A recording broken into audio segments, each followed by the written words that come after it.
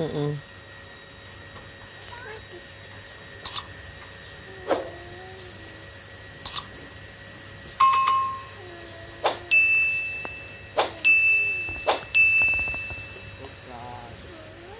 Assalamualaikum warahmatullahi wabarakatuh. Oke teman-teman semuanya, ya berikut tadi ada penjelasan di awal dari ahli cupang. Bercanda ya. Jadi gini teman-teman, ini ikan saya baru mati ya. Saya mau kasih lihat ya. Jadi saya pengen ngebuktiin sebenarnya sisik itu berwarna apa enggak sih gitu. Pas saya sisikin ternyata warna-warnanya lepas semua ternyata. Tuh di kulitnya malah hampir tidak menyisakan. Ada sih sedikit ya, karena sepemahaman saya di sisik itu nggak ada warnanya, itu yang saya tahu gitu. Mungkin karena yang saya lihat ikan mati kali ya. Jadi yang saya lihat ikan itu sisiknya nggak berwarna awalnya, tapi ternyata di sini sisiknya memang berwarna gitu. Ini warna-warni mengkilapnya tuh semua rata-rata di sisik gitu. Di kulit-kulitnya menyisakan sedikit sih gitu. Karena memang yang pernah saya baca-baca itu lapisan warna itu yang dibawa oleh sel namanya kromatofor ya. Kromatofor ini ada banyak macam ya kan, mulai dari yang warna merah, biru dan seterusnya deh pokoknya deh. Setahu saya itu adanya di bagian kulitnya, di bagian dermis. Ternyata ini di bagian sisik.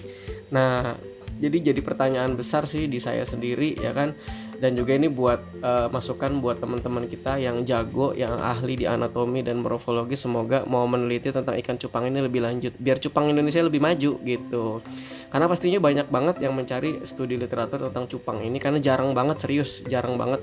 Ya saya nyari-nyari ini aja susah banget. Jadi saya bingung kan, karena yang kita tahu kan ada lapisan-lapisan ya, kalau banyak banyak teorinya sebenarnya yang membicarakan tentang cupang ini, mulai dari kan ada tuh yang bilang cupang tuh warnanya berlapis-lapis. Nah tapi saya belum menemukan di berbagai sumber teman-teman, jujur saya belum menemukan. Jadi akhirnya mungkin kita coba untuk diskusi bareng, sharing bareng. Saya berharap video ini bisa dijadikan tempat kita ajang bertukar pikiran ya kan, berdasarkan pengalaman, karena jujur pengalaman saya kurang banget gitu. Oke ya.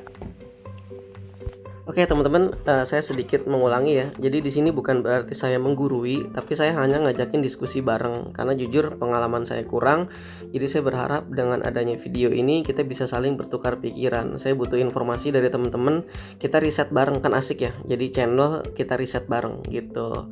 Ya, oke. Kalau ngomongin pigmen pada ikan, sebenarnya pigmen itu yang membuat sesuatu jadi berwarna ya. Pigmen itu macam-macam ya kan.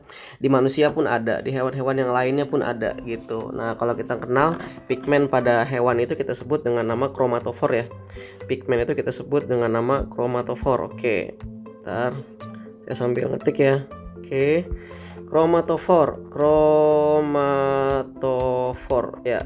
Ini yang bikin ikan jadi berwarna. Kromatofor ini ada macam-macam teman-teman.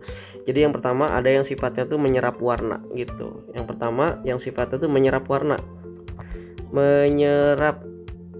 ya, atau menyerap cahaya, karena yang diserap itu kan cahaya teman-teman ya. Ada juga pigmen itu yang sifatnya itu pewarna, itu yang sifatnya memantulkan.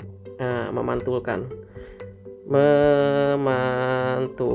Oke, ada dua macam ya. Ada pigmen yang sifatnya menyerap warna, ada juga yang memantulkan. Apa aja yang menyerap warna? Yang menyerap warna, apa sih warna yang diserap? Warna yang diserap adalah warna-warna tampak teman-teman. Cahaya tampak kan berarti Mejiku Hibiniu ya, merah, jingga, kuning, hijau, biru, nila, ungu. Nah itu yang diserap teman-teman.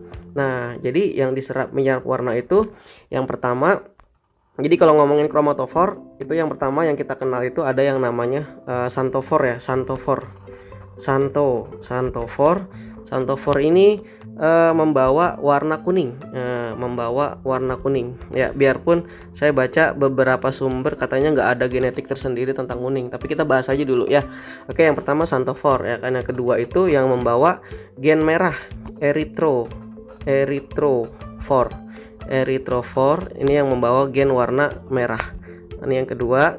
Yang ketiga adalah yang membawa warna hitam gitu. Yang membawa warna hitam, melanofor. Nama selnya melanofor gitu ya. Ini yang membawa warna hitam, yang bikin ikan itu jadi berwarna hitam ya. Jadi ada tiga teman-teman. Ada santofor yang membawa warna kuning, ada eritrofor yang membawa warna merah, melanofor melanofor ya.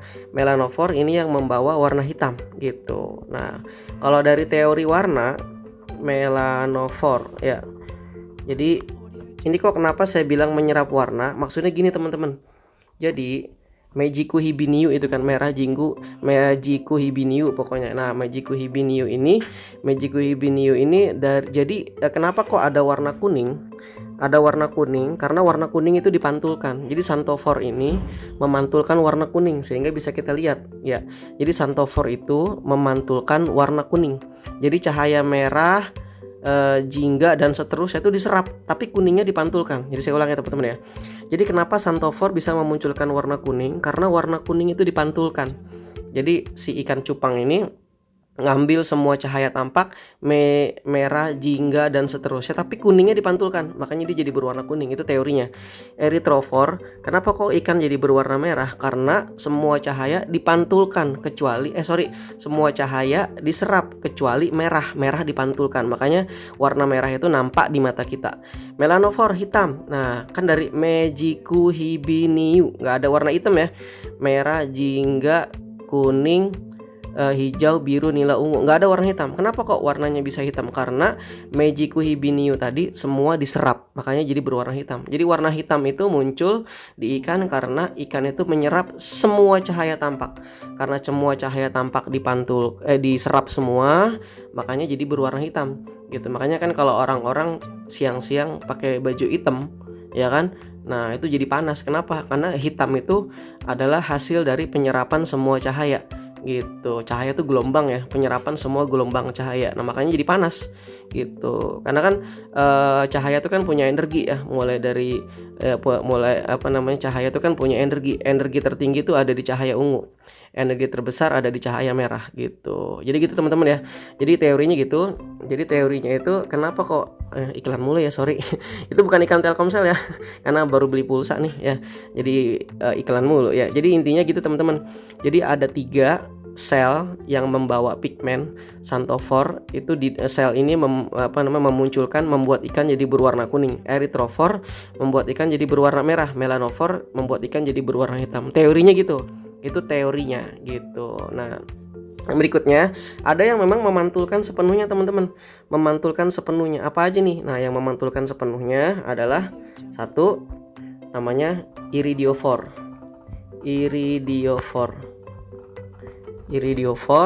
Yang berikutnya adalah leucophore. Dari namanya aja udah ketahuan ya. Iridiophore ini yang memantulkan sehingga ikan jadi berwarna metalik ya. Ini dari warna metalik ya kan. Kok jadi mengkilap deh gitu. Kadang-kadang juga kalau kita lihat dari beberapa sudut pandang yang berbeda, dia bisa berwarna biru juga, bisa berwarna hijau ya kan. Tapi mengkilap. Ini iridiophore. Nah, yang berikutnya adalah leucophore. Leucophore tuh artinya apa sih? Putih ya. Ini yang bikin ikan jadi berwarna putih gitu ya.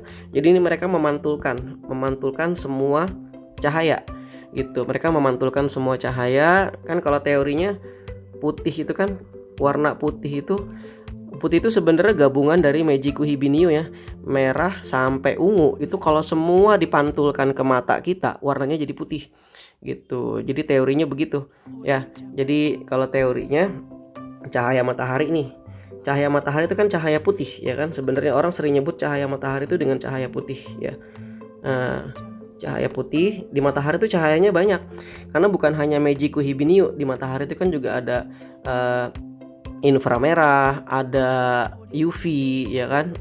UV juga ada macam-macam, ada UVA, ada UVB. Jadi matahari itu penuh cahaya. Nah, cahaya tampak atau yang kita sebut dengan cahaya putih itu kalau di matahari kita kenain ke prisma ya kan, dia akan terdispersi ya, dia akan pecah tuh teman-teman. Dari mulai merah muncul, ntar dia akan terdispersi tuh merah terus ya Mejiku hibiniu pokoknya lah. Mejiku ke bawah nih hibiniu. Nah, niu nih ungu ya. Jadi akan terpecah, merah paling atas, ungu paling bawah gitu. Jadi ini mereka akan terdispersi atau terpecah ini ya. Terpecah berdasarkan panjang gelombangnya gitu. Jadi yang ungu itu panjang gelombangnya paling kecil tapi energinya paling besar gitu ya. Jadi ini yang kita sebut dengan cahaya tampak. Jadi kalau saya ngomongin teori warna tadi ya kan, teori warna tadi kenapa kok ikan berwarna putih, ini sebenarnya putih semua. Jadi ketika merah sampai ungu itu masuk ke ikan, terus cahaya tadi dipantulkan ke mata kita lagi, ini penampakannya adalah putih gitu. Jadi kenapa ikan berwarna putih tuh karena seperti ini gitu. Dan warna mengkilap itu karena mungkin dia membiaskan. Jadi iridiopor itu kalau nggak salah ya isinya tuh kristal-kristal guanin ya. Jadi dia berisi kristal, kan teman-teman bisa bayangin ya, kalau teman-teman ngelihat kristal gimana sih, kan mengkilap tuh. Nah itu yang terjadi. Jadi iridiopor tuh bikin membuat sudut pandang penglihatan kita bergeser ya, jadi akhirnya jadi kelihatan mengkilap gitu. Itu teorinya. Nah jadi gitu ya teman-teman ya. Saya ulang, pigmen yang membuat pigmen itu terdapat di dalam sel yang namanya kromatofor. Nah kromatofor ada dua macam, ada yang menyerap warna, ada yang memantulkan. Sebenarnya yang menyerap warna juga ini memantulkan juga, cuma yang dipantulkan sedikit. Xanthophore cuma kuning yang dipantulkan, merah itu cuma merah yang dipantulkan, erythrophore. Kalau melanophore itu menyerap semua warna gitu. Xanthophore tidak memantulkan menyerap semua warna ya. Ada satu yang tetap dipantulkan yaitu kuning. Erythrophore juga tidak menyerap semua warna, tapi dia memantulkan merah. Melanophore dia menyerap semua warna. Nah kalau yang terakhir ini yang memantulkan bener-bener itu memang ini memantulkan bener-bener, nggak ada yang diserap sama sekali. Iridiophore sama leucophore ya, mungkin teman-teman pernah dengar namanya iridiosit ya.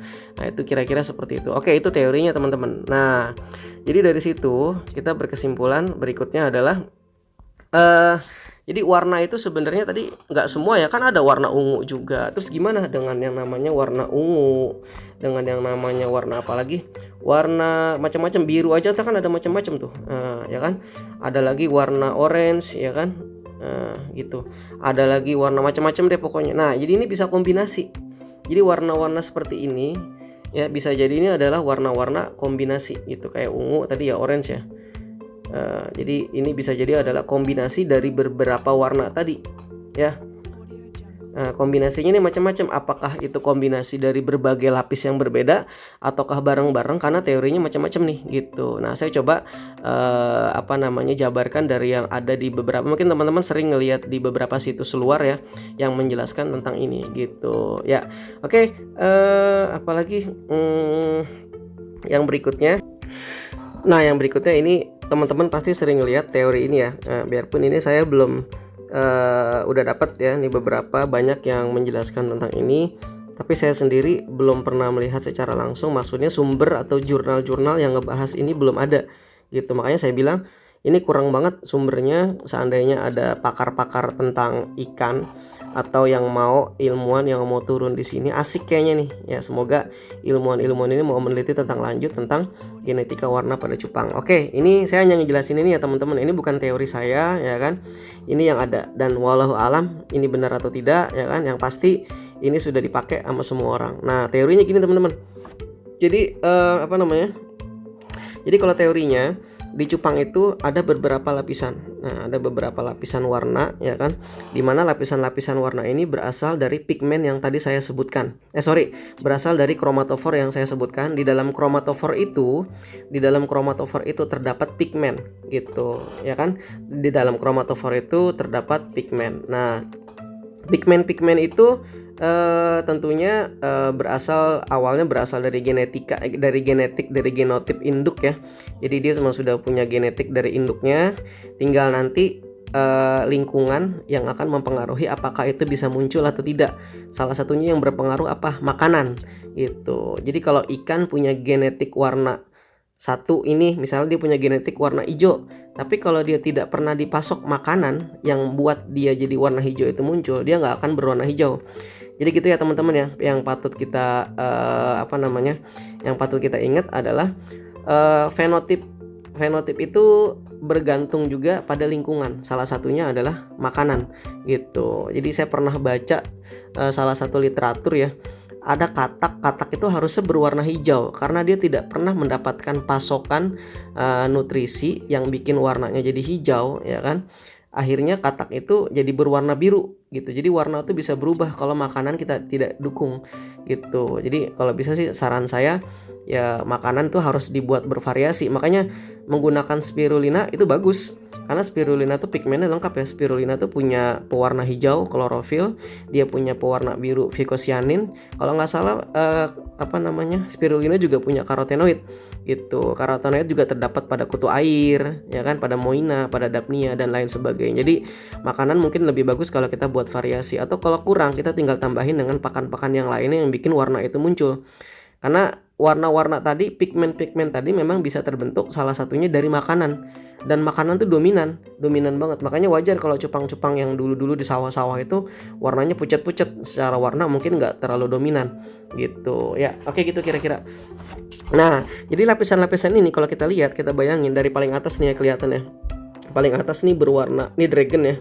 Nah, yang paling bawah ini warna kuning gitu. Ini kalau kita lihat seperti ini lapisannya. Nah, dari mulai paling atas sampai warna kuning ya. Nah, biarpun ada beberapa sumber yang menggabungkan, jadi menggabungkan ini sebenarnya warna yang sama. Nah, jadi antara iridescent ini kan yang tadi saya bilang ya, iridiophore's tadi ya. Jadi iridescent sama dragon ini sebenarnya yang ini warna yang sama, memunculkan warna yang sama seperti yang saya jelasin tadi ya. Cuma yang saya pernah baca di beberapa situs ini katanya dragon ini berbeda gitu. Kenapa berbeda? Karena sisik dragon ini berasal dari cross dari ikan wild type. Wild type itu maksudnya ikan-ikan liar yang memang sisiknya tuh apa sih namanya, tebal gitu ya. Sisiknya tebal di lapisan luar, jadi berbeda. Jadi ini katanya adalah hasil crossbreed, jadi hasil persilangan, hasil kawin silang dengan spesies yang berbeda gitu. Akhirnya bisa dibawa, ternyata nih sifat ini ternyata bisa dibawa. Jadi terserah, nggak ada masalah teman-teman ya kan. Mau nganggap ini satu lapisan, mau nganggap ini beda lapisan, silakan aja gitu. Selama penelitian belum ada yang membantah tentang ini, silakan aja. Karena beberapa sumber juga menggabungkan iridescent. Padahal kan di sini kalau menurut saya ini udah ketinggalan juga nih, karena yang saya bilang tadi udah ada yang namanya leucophore yang bikin ikan tuh jadi berwarna putih. Coba kalau di sini warna putih dari mana, kan nggak ada nih.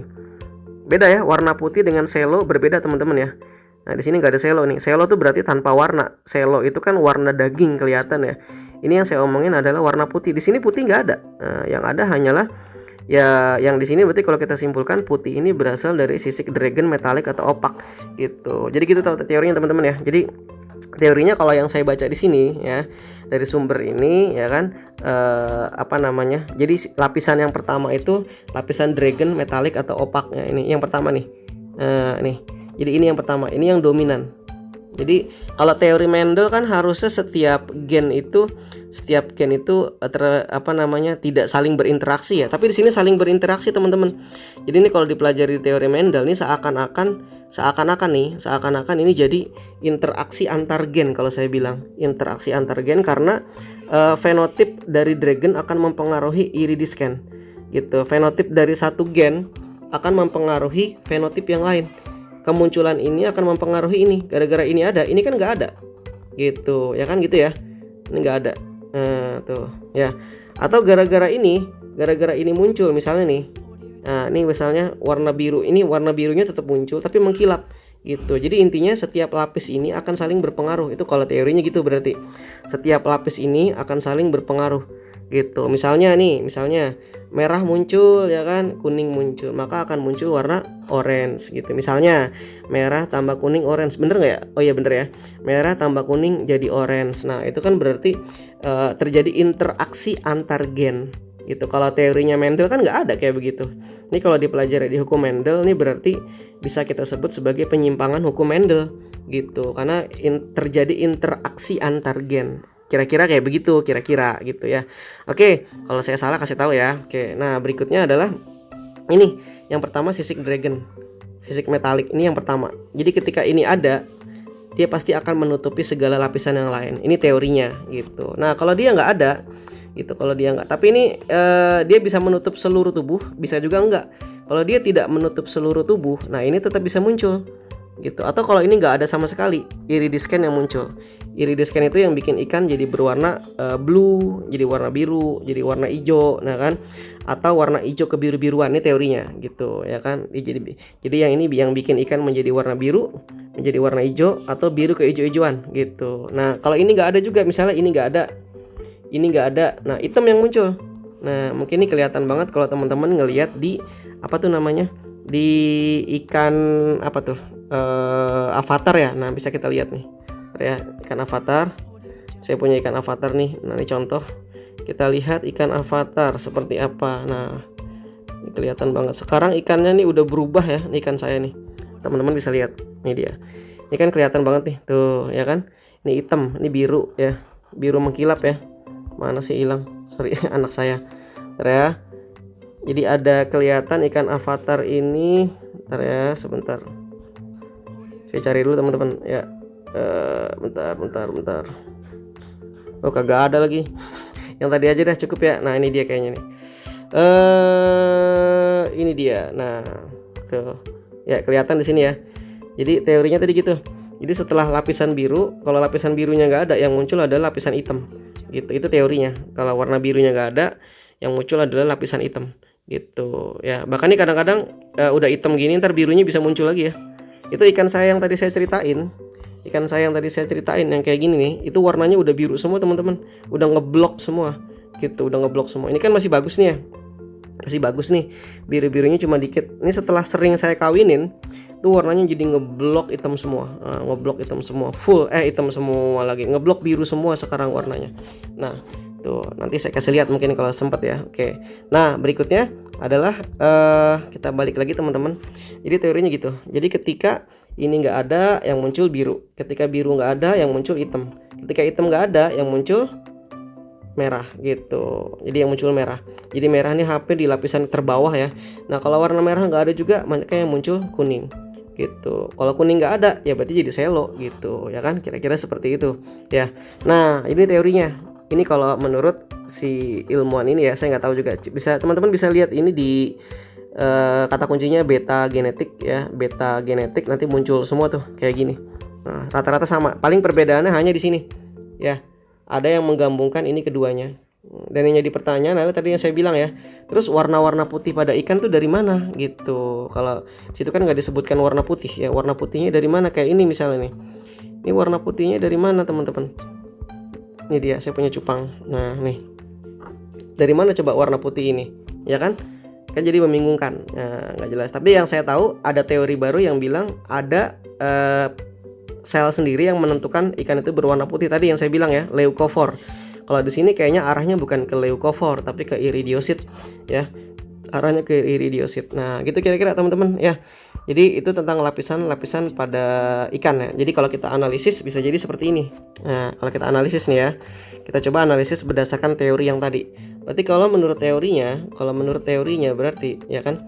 Ini warna biru ini berarti dari lapisan kedua ya. Kalau dari teori yang tadi, lapisan kedua gitu. Dari lapisan kedua. Itu kalau teorinya tadi, lapisan apa tadi? Iridiosit ya.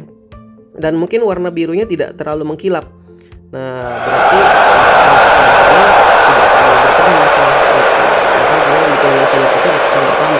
kalau yang ini, yang putih ini, berarti ini kalau teori yang tadi, berarti ini dari lapisan ke-1. Lapisan ke-1. Ya, saya nganggapnya ini masuk ke lapisan metalik, dragon ya kan, dan seterusnya. Nah, berikutnya apalagi nih yang ada nih? Nggak ada lagi warnanya nih, cuma biru sama putih doang ya.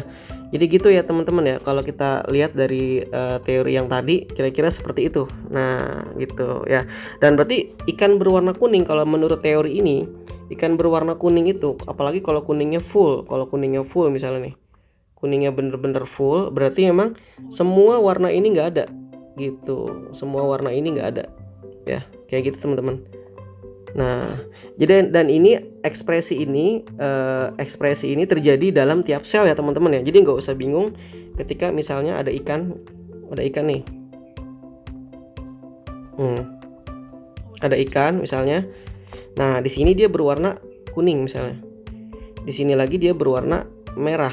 Nah, ini bisa terjadi. Di lapisan lagi dia berwarna biru. Ini bisa terjadi. Nah, berarti ini kan yang dari lapisan ke berapa tadi nih? Ini dari lapisan kedua ya. Nah, warna biru nih kalau teorinya. Ini dari lapisan kedua, ini kan lapisan kedua ya kan. Yang ini berarti dari lapisan ke berapa tadi tuh? Yang merah. 1 2 3 4, lapisan keempat. Berarti ini lapisan keempat. Ya ini berarti lapisan terakhir. Berapa tadi? 5 ya. 1 2 3 4 5. Ini adalah lapisan kelima gitu. Berarti ini yang ini lapisan 1 nggak ada, kilap gitu. Ini berarti lapisan 1 2 3-nya nggak ada. Teorinya begitu. Nah, ini lapisan 1 2 3 4-nya nggak ada. Nah, itu kira-kira teman-teman begitu ya, teorinya seperti itu ya. Oke, ini terserah teman-teman, tinggal teman-teman dalamin aja, pelajari ya kan, karena saya juga sama-sama mempelajari ini ya kan. Bisa bener bisa juga enggak, yang pasti ilmu pengetahuan itu tentatif, terus menerus dipelajari dari pengalaman, dari penelitian dan lain sebagainya, dari studi literatur, dan berharap kita akan semakin tahu tentang genetik cupang gitu, karena itu penting banget, makanya penelitian tuh sangat diperlukan gitu ya. Oke, yang berikutnya tadi seperti yang saya bilang ya, jadi yang berikutnya adalah tadi seperti yang saya bilang ya. Jadi warna itu juga dipengaruhi oleh banyak hal ya. Kalau ngomongin warna tadi ya, kita ringkas sedikit ya. Warna itu dipengaruhi oleh banyak hal. Yang pertama dipengaruhi oleh gen. Ya, kalau ngomongin gen itu DNA ya. Gen itu terdapat di dalam DNA. Jadi teorinya gitu. Jadi kalau kita lihat yang namanya DNA yang panjang itu, DNA itu terdapat di dalam sel ya kan teman-teman. DNA itu punya kode-kode tertentu gitu, dan ini nggak akan berubah kecuali mutasi gitu. Misalnya ini gen yang bikin ikan jadi berwarna merah ya kan, ini gen warna merah misalnya ya.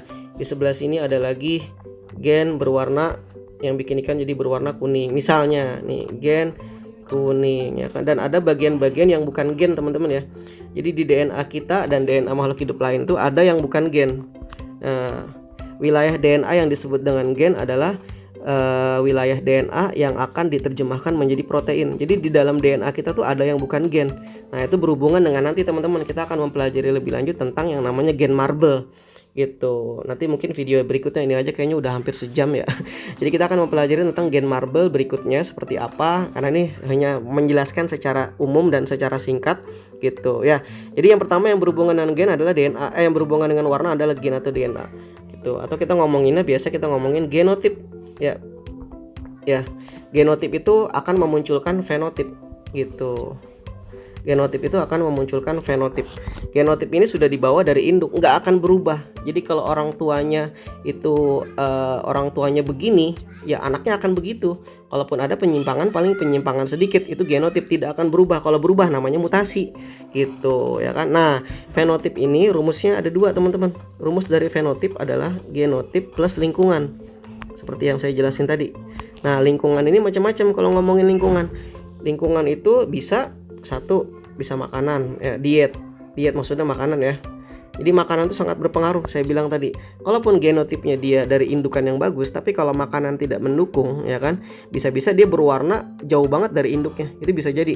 Dan mungkin itu bisa permanen atau bisa juga enggak gitu. Kayak mungkin kita pernah lihat zaman-zaman dahulu kala, waktu kita zaman-zaman cupang aduan, cupang sawah kan warnanya pucat-pucat tuh ya. Nah, itu salah satu pengaruh adalah karena lingkungan. Mungkin karena makanan yang kurang gitu. Makanya kalau saran saya sih, ini menurut saya, makanan itu lebih bagus dibuat bervariasi gitu. Kadang pakai jentik ya kan, pagi jentik, sore dapnia, besoknya lagi cacing rambut. Mungkin cacing rambut dikhawatirkan jadi gede, jadi bongsor ya. Ya kalau menurut saya tuh karena makanan yang tidak bervariasi. Kalau menurut saya, makanan ikan tuh menurut saya lebih bagus itu dibuat bervariasi, karena ntar pasokan nutrisi akan tercukupi dari situ semua gitu. Apalagi berhubungan dengan warna. Dan ingat teman-teman ya, tidak hanya warna, kita tidak hanya membutuhkan warna, kan kita juga butuh. Cupang itu punya antibodi yang kuat, dia punya antibodi yang bagus. Untuk membentuk antibodi tentunya kita perlu bahan-bahan tertentu dong ya kan. Kita butuh ikan itu supaya sehat ya kan, apalagi daya tahan tubuhnya kuat, warnanya bagus, ukuran tubuhnya besar, kecukupan protein, lemak, karbohidrat itu tercukupi gitu. Jadi pengennya sih begitu. Jadi saran saya sih, makanan dibuat bervariasi terus-menerus itu lebih bagus dibandingkan kita makan, masa tiap hari kangkung aja, sebulan kangkung sakit ya kan, ikan asin terus sebulan ya sakit nanti gitu. Jadi saran saya sih bagus bervariasi kalau untuk diet gitu. Yang pasti pakannya itu harus bergizi gitu ya kan, dan lebih bagus pakan yang bersih dan hidup, karena ikan lebih suka pakan-pakan yang hidup. Kalaupun ada pelet nggak ada masalah kalau menurut saya, asalkan ikan itu mau gitu. Karena saya yakin pelet-pelet yang dibuat itu pun pastinya sudah dengan pertimbangan, sudah dengan perhitungan gizi yang nggak sembarangan dong. Saya yakin banget kok pelet itu pasti dibuat dengan nilai gizi yang sudah diperhitungkan bener-bener matang gitu. Yaitu pelet, saya yakin. Cuma itu dia, kadang-kadang beberapa ikan ada yang nggak suka gitu. Tapi kayaknya kalau peletnya mahal, kayaknya suka. Tinggal kantong kita aja cukup apa kagak ya. Oke gitu ya. Jadi genotip itu akan memunculkan fenotip. Fenotip itu kan yang kita lihat, yang nampak, yang bisa kita rasa ya kan. Itu namanya fenotip. Rumus dari fenotip adalah genotip plus lingkungan. Kalaupun genotipnya bagus, lingkungan tidak mendukung, dia tidak akan bagus gitu. Ya lingkungan tuh bukan hanya diet ya, bukan hanya makanan. Yang pertama, yang lain juga kayak tingkat apa sih namanya, keadaan lingkungan sekitar ya. Misalnya kayak background, ini juga saya pernah baca ya. Background itu background tempat ya, background apalagi tingkat stres ya kan. Ini juga berpengaruh. Jadi yang pernah saya dapat, ini secara umum ya untuk ikan ya. Di background yang gelap, biasanya di background yang gelap, ikan biasanya akan ikut-ikutan gelap. Itu setahu saya. Di background yang gelap, ikan akan ikut-ikutan gelap. Di background yang terang, ikan biasanya akan ikut-ikutan terang. Itu akan ada yang terpengaruh. Salah satunya pigmen, teman-teman. Jadi kalau saya pernah lihat sel dari yang namanya melanofor yang bikin ikan jadi berwarna hitam. Ini melanofor ini bisa berpengaruh. Melanofor ini kadang dia ini bisa menyebar, selnya bisa menyebar, dia bisa juga mengumpul. Nah, kalau dia di tempat yang gelap dia akan menyebar, tapi kalau di tempat yang terang dia akan mengumpul. Nah, mungkin saya kasih lihat langsung. Ini gambar dari melanofor ya, kalau nggak salah. Nah, ini dia teman-teman bisa lihat ya. Jadi melanofor pada ikan ini kalau dia di tempat yang terang ya, di tempat yang terang ini sebelah kanan nih. Nah, di sel mengumpul di tengah. Selnya mengumpul di tengah. Nah, sorry agak buram nih ya. Kalau dia di tempat terang dia mengumpul di tengah, ya kan? Tapi kalau dia di tempat gelap dia akan menyebar. Jadi ikannya terlihat lebih gelap. Kalau di sini dia ikannya akan terlihat pucat gitu. Dan ini saya nggak tahu apakah dia bisa bertahan secara permanen atau tidak gitu. Tapi yang pasti lingkungan juga sangat berpengaruh untuk ikan gitu, ya kan? Jadi lingkungan yang backgroundnya terang, kemungkinan ikan akan terang. Salah satunya mungkin ini berhubungan dengan kamuflase, teman-teman. Jadi kalau dia pengen berlindung dari predator, kalau di alam kan kalau dia berlindung dari predator mau nggak mau kan dia harus sesuai dengan warna lingkungan. Kalau lingkungannya gelap ya dia akan gelap gitu kan. Biasa teman-teman pakai ketapang ya, pakai daun ketapang, karena ketapang itu salah satu tempat yang jadi habitat alami si cupang. Kan cupang biasa kalau di daerah-daerah di hutan-hutan, di sungai-sungai, cupang biasa kita temukan di daerah-daerah di mana daun-daun itu berjatuhan ya. Dan daun-daun yang berjatuhan itu tidak harus daun ketapang sebenarnya, daun-daun yang lain juga bisa. Jadi sebenarnya pengaruh daun ketapang, kalau kita lihat ketapang itu kan banyak kandungan ini ya, kayak tanin dan lain sebagainya. Kalau cupang sih ketapang sih fungsinya ganda ya. Selain dia bisa bikin ikan warnanya jadi lebih gelap ya kan, jadi lebih gelap. Saya nggak tahu itu permanen atau tidak ya kan. Ketapang juga berfungsi sebagai tempat yang antibakteri ya. Jadi udah banyak kok penelitian yang ngebahas tentang tanin ya kan. Tanin itu bisa berfungsi sebagai antibakteri, anti jamur. Makanya saya sih pengalaman saya kalau pakai air cupang, dengan ketapang itu biasanya kalau saya pakai ketapang tuh lebih awet lama. Karena kadang air saya ini kurang bagus di sini ya, kurang bagus. Jadi kalau biasanya air 2 hari 3 hari tuh bagian lapisan atasnya sudah muncul lapisan-lapisan jamur dan bakteri di atasnya tuh kelihatan banget tuh. Nah itu nggak sehat tuh. Nah tapi kalau saya pakai air ketapang tuh lebih awet gitu. Kalau mau tambahin garam silakan. Garam juga kan itu antibakteri juga ya kan, bisa kita pakai juga gitu. Jadi mungkin ketapang tuh fungsinya ganda. Selain bikin ikan itu jadi semakin gelap ya kan, semakin gelap warnanya semakin bagus ya kan, dia juga berfungsi sebagai antibakteri atau anti jamur. Dan yang berikutnya adalah pengaruh stres juga teman-teman. Ikan yang stres biasanya warnanya juga pucat gitu, kelihatan. Malah kalau cupang-cupang zaman dulu tuh kelihatan tengah-tengahnya ada garis 2. Garis 2 itu sebenarnya kumpulan dari melanofor, teman-teman. Sel-sel melanofor berkumpul di tengah kalau nggak salah. Ya, jadi dan sel-sel di melanofor yang bagian lain pun itu jadi terkumpul di tengah. Jadi kelihatan jadi lebih pucat. Nah, gitu sih teman-teman. Ya. Mungkin ini saya baru menjelaskan seperti ini ya. Mungkin ini bisa jadi belum ya. Warna itu dipengaruhi oleh gen ya kan. Warna juga dipengaruhi oleh ini, saya lupa. Ini nomor 2-nya berarti ya. Dipengaruhi oleh makanan, dipengaruhi oleh background, dipengaruhi oleh tingkat stres si ikan. gitu. Jadi itu teman-teman ya, mungkin ini bisa jadi diskusi kita bareng ya kan. Saya kurang di pengalaman tentang mengawinkan cupang, karena mengawinkan cupang tuh butuh waktu ya kan, butuh waktu lama ya, sekali ngawinin lama dan butuh riset yang panjang. Jadi saya minta masukan dari teman-teman kalau mungkin ada yang pernah ngawinin berbagai jenis ikan, mulai dari Jessic Dragon dan lain sebagainya, hasilnya apa ya kan. Wah boleh banget, saya sangat berterima kasih kalau mau menulis di komentar. Insya Allah saya senang banget, dan itu buat jadi ajang saya buat meneliti lebih lanjut tentang ini gitu ya. Karena saya di sini susah untuk ketemu sama teman-teman yang suka ngebreed karena waktu saya agak susah ya. Jadi mungkin video berikutnya kita akan bahas tentang gen yang namanya gen apa sih, ikan-ikan koi ya kan. Koi itu kan ikan-ikan koi ya. Ini belum lama sebenarnya genetik koi ini muncul ya. Orang sering nyebut dengan marble ya. Cuma nih kita akan bahas lebih lanjut. Karena ini katanya gennya transposon ya. Biarpun ini sebenarnya saya belum menemukan kalau ini emang bener-bener transposon, maksudnya belum menemukan hasil penelitian atau ilmuwan yang sudah ngebahas lebih lanjut tentang ini, bener-bener diteliti apakah bener-bener ini transposon atau enggak gitu ya kan. Karena kalau saya bayangin transposon, saya ingetnya jagung teman-teman, jagung. Nah ini dia teman-teman penampakan dari jagung ya. Jadi jagung transposon ya. Jadi ini kalau nggak salah ditemukan tahun 1940 ya, namanya Barbara McClintock ya. Kalau nggak salah Barbara McClintock ini menemukan kalau sebenarnya sampai akhirnya dia dapat Nobel berapa puluh tahun kemudian ya. Jadi sebenarnya warna asli dari jagung itu ini teman-teman, warna asli dari jagung itu ini warna aslinya ya kan. Nah terus bisa berbentuk, bisa warnanya jadi kuning begini, bisa juga ada bintik-bintik kayak begini, bisa juga ada bintik-bintik kayak begini. Nah ini sebenarnya berhubungan dengan gen yang loncat atau ada gen yang pindah gitu ya kan, karena ini aslinya gennya nih kuning ini. Nah kalau dia kesisipan atau dia kehilangan, jadi ini bisa berarti di sini intinya bisa ada 1, 2, 3, 4. Nah bisa ada 4 macam ya. Jadi ini terjadi karena adanya gen transposon atau gen yang bisa mengcopy diri terus pindah, atau ada juga gen yang tidak mengcopy diri, memang dia bener-bener lepas dan dia pindah.